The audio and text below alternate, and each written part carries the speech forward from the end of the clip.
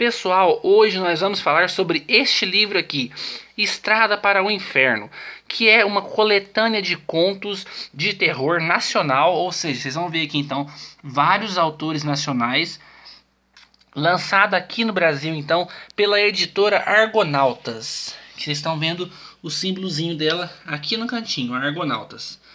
E eu recebi esse livro de parceria com a editora. E vou estar falando um pouquinho para vocês sobre esse livro logo depois da nossa abertura. Então, vem comigo.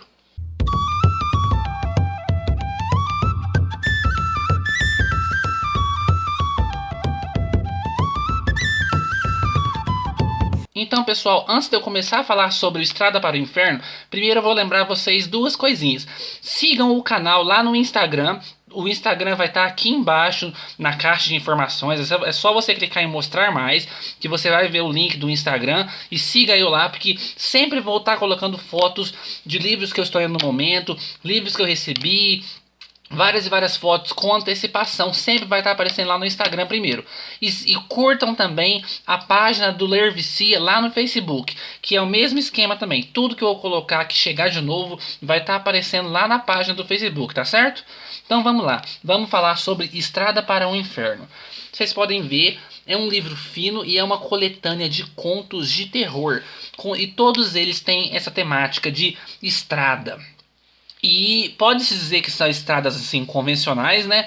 Também como estradas diferentes, como é o quesito aqui de alguns contos aqui.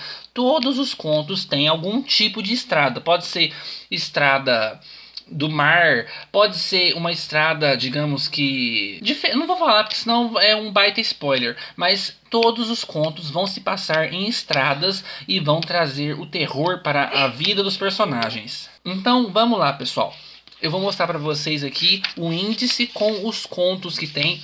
Para começar, para vocês verem que chique, eu recebi o livro autografado pelo meu amigo Duda Falcão, que é um dos autores desse livro aqui. E aqui nós temos então os contos. Eu não vou falar um por um dos contos, porque são vários contos. Então eu vou falar para vocês sobre os meus preferidos.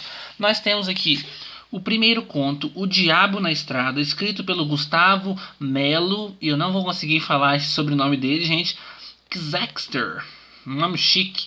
Nós temos o segundo conto, Vitória Acauã e a Barcaça de Horrores do Senhor Valdomiro, do Enéas Tavares. Enéas Tavares já é conhecido aqui do canal já. Ele fez o livro As Lições de Anatomia do Temível Dr. Lewison, que é um livro de ficção científica puxado para o steampunk. Muito legal, muito bom. Já fiz resenha desse livro. Quem quiser ver a resenha, clica aqui em cima nos cards que vai aparecer aqui. O terceiro conto se chama Remendas, da Laura Piovarova.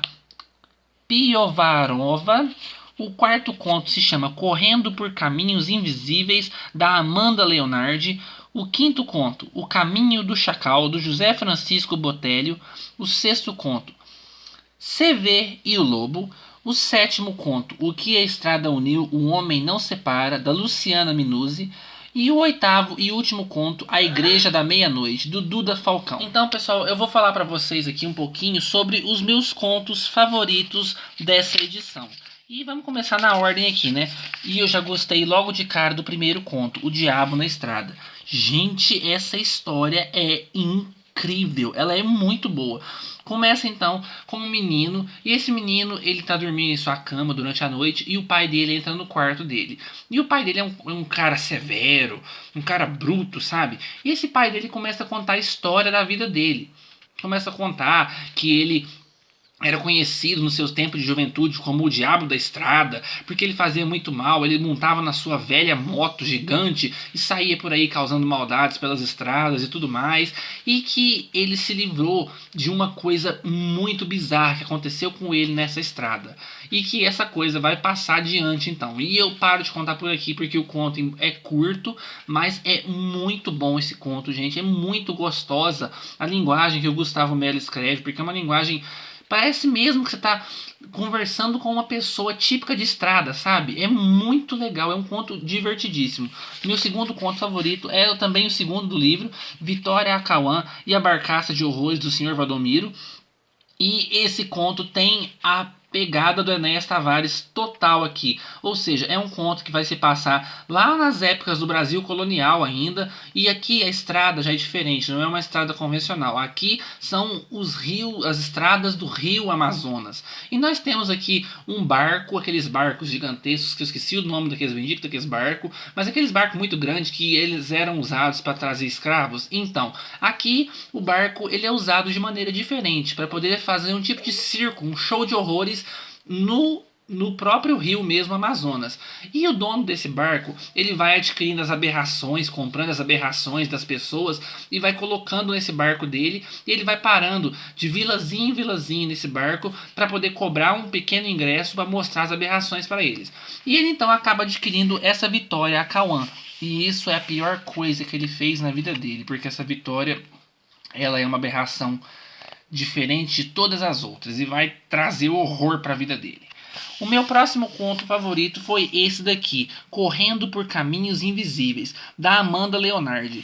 Gente, que conto incrível! Eu fui lendo o conto e o começo do conto ele é bem confuso, sabe? Porque você vai lendo e o conto não te dá muitas informações, ele não te dá muitos detalhes do que está acontecendo. Você tem então um certo grupo de seres que estão correndo, porque eles precisam correr, eles têm que correr, eles estão presos nessas estradas e eles precisam correr de todo jeito, e eles não sabem para onde, mas eles sabem que eles têm que correr porque algo ruim vem atrás.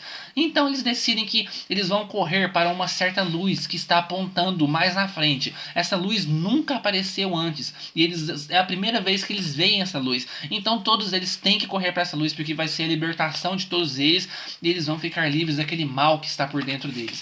E o final desse conto, gente, é chocante. Você fica de boca aberta, porque faz todo sentido. Depois que você lê aquele final, faz todo sentido. Nossa, gente, é incrível esse conto. E o meu outro conto favorito é O que a Estrada Uniu, o Homem Não Separa, da Luciana Minuzzi. Gente, esse conto também é muito bom. Nós temos aqui uma história de uma noiva e um noivo. Ela está se arrumando, vestindo o vestido dela, tudo mais, para ir se casar com o noivo dela, o Pedro. Só que ela chega lá no casamento e o Pedro não tá lá. Ele abandonou, ele saiu correndo. E dá a louca nela, ela acha ruim e xinga todo mundo no casamento, cata o carro dela e pega o pé na estrada para poder encontrar esse Pedro, que ela vai achar ele, porque ela quer casar com ele, ela vai casar com ele. E então ela vai indo por essa estrada, vai indo por essa estrada, até que ela chega num bar. E esse bar é muito sinistro. Ela chega lá e ela vê um velho que tem os olhos brancos. E esse velho assusta muito ela. Mas o que mais assusta ela é uma entidade pior ainda. É uma moça chamada Doris com o cabelo muito vermelho e a pele meio avermelhada também. E essa Doris tem uma risada bem sinistra. E o mais estranho de tudo é que parece que essa Doris sabe onde é que o Pedro, o noivo dela, tá.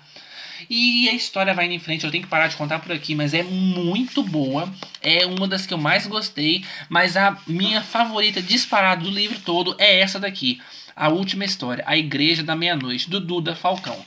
E nós acompanhamos aqui então três criminosos. Eles são bandidos especializados em fazer aquele tipo de roubo em caixa eletrônico, sabe? Ou seja, eles vão lá, explode o caixa eletrônico, pega o dinheiro e sai correndo. E eles estão fazendo isso há um certo tempo já. Mas a polícia organizada consegue montar um esquema para poder conseguir prender eles e pegar eles. Então começa aquela perseguição. Eles vão sendo perseguidos pela estrada e a polícia vai atirando em cada um deles. E um deles toma um tiro no meio da cabeça e morre. E o outro toma um tiro na barriga e começa a sangrar muito. E vai indo aquela coisa de doido até que eles entram por uma estradinha bem rural mesmo, que passa por meio de uma plantação. E vocês sabem, né, gente? Esse negócio de estradinha que passa no meio de plantação sempre dá em bosta. E eles vão indo, então, vão indo, até que chegam em uma pequena igreja do interior. No meio de uma plantação, gente. Uma igreja no meio de uma plantação. E vocês já sabem que vai dar merda. Eles descem e entram dentro dessa igreja e eu paro de falar por aqui. É o meu conto favorito do livro. É um conto incrível. O livro é muito bom. E esses aqui são os contos que eu destaquei porque são os meus favoritos. Os outros também são bem legais. Só tem um aqui que eu não gostei, mas porque eu acho que eu não entendi. Eu acho que eu li ele com muita pressa, eu li ele correndo, não sei. Mas eu não consegui pegar, não consegui entender a pegada que o autor queria passar por esse conto.